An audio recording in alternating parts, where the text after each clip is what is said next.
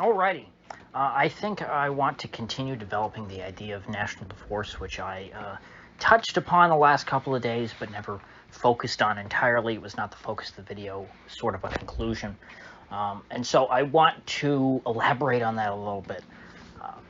Looking at the map, I don't know if I said this in the last couple of days, but looking at the map for the presidential election for 2024, after what we saw on Tuesday, what should have been, as we all know, what should have been a big red tsunami, petered out and ended up being a pretty decent night for Democrats. At best, it was about the same as 2020, which, say what you will about 2020, it did not have the kind of momentum behind it. The Republicans did not have nearly as much going for them as they did on Tuesday. So, on net balance, I would say that the position of the Republican Party overall structurally is worse now than it was in 2020. And a big part of the reason are changes made to the electoral system prior to the 2020 election, which were justified by the Wu flu and have now been institutionalized, ballot harvesting and ballot drop boxes, anonymous drop boxes that anybody can put a ballot into. You don't know where the ballot came from, this sort of thing. We all know what that's about. Rich Barris and Robert Barnes broke that down very well way before the 2020 election ever happened, way before, you had Trump crying about voter fraud, that word that you're not supposed to use, before anyone said, certain elections were stolen. There were people who were pointing this out and talking about how that can be used. And I don't remember if I, on this channel, brought it up at the time.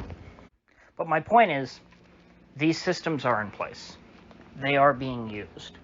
And they will continue to be used. There is no reason to believe that these systems will be scrapped, that we're going to go back to everybody voting on Election Day. And so, as Tim Pool points out, likely voter models for polling are essentially broken at this point. Because by changing the mode of ballot reception or ballot collection, you now are going to bring in votes that are cast in the names of people who are not considered likely voters under current models. And so what you really need to understand is that in certain states where this has been entrenched, it is likely that the Democratic Party has the infrastructure in place to harvest a necessary amount of ballots in order to give themselves a pretty substantial advantage in these what were becoming swing states, such as Pennsylvania, Michigan, and Wisconsin. Although Wisconsin, their Supreme Court had a decision that limited this to a certain extent. I'm not exactly sure how much of this is still going on. Minnesota, of course, I believe it's rampant. And as of yet, the GOP has not responded in kind. They have not tried to adapt to this new framework. They are not trying to collect ballots this way. They are entirely dependent on people using traditional modes of voting. And I don't think that that's going to change in the next 2 years. So there's a very, very uphill battle for Republicans to retake the White House in 2024, even if, assuming they had a decent candidate, which is never guaranteed. More often than not, the Republicans have a very bad candidate.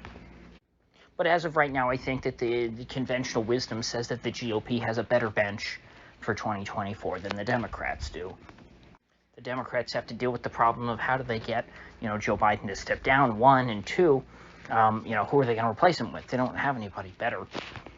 But what they do have is this built-in structural advantage. At this stage, if 2022 was going to be, the national environment was very much in favor of Republicans winning the popular vote, as I said, by something like 6 million votes nationally. They're not going to do that in a presidential election year. They're not going to do that in 2024. So by all accounts, 2024 should be a worse year for Republicans. And so if this is as good as they could do in 2022, the odds are not in their favor for 2024. They would have to win, as I said before, Nevada, Arizona, Georgia, and probably Wisconsin is the one that they have the closest chance to. I don't think they're going to be taking back New Hampshire, Pennsylvania, or Michigan before Wisconsin. And so at this stage, I think that what I said yesterday is the best path that we can hope for. Individual states where the GOP, which is the platform of the American right. The GOP is not great, but that is the only vehicle for power that the American right has at its disposal. And so genuine right-wing forces need to capture the GOP at the state level across all of these Republican stronghold states, strengthen themselves internally. That's where the activism needs to be focused. Because if your state is strong enough, it can resist the tyranny of the federal government, no matter who is in the White House. Because even if you have a guy you like in the White House, the entire bureaucracy is against you. They'll be trying to put whoever the Republican president is in prison, whether it's Trump or DeSantis or whoever. Remember, they called Mitt Romney Hitler back in the day too, and then Trump came along, and he's even worse than Mitt Romney. And so they're going to continually treating whoever the successive Republican presidents are even worse. They're going to get even more stonewalled. The right simply cannot achieve any sort of political victories at the federal level beyond electoral victories, and even those are becoming much more of an uphill battle. And so why waste the time with it?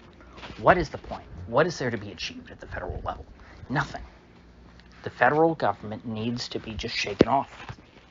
We need enough states that can stand together in unison and resist whatever it is that the feds are up to do.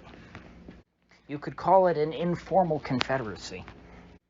A group of states that are not allied through any statutory or treaty obligation,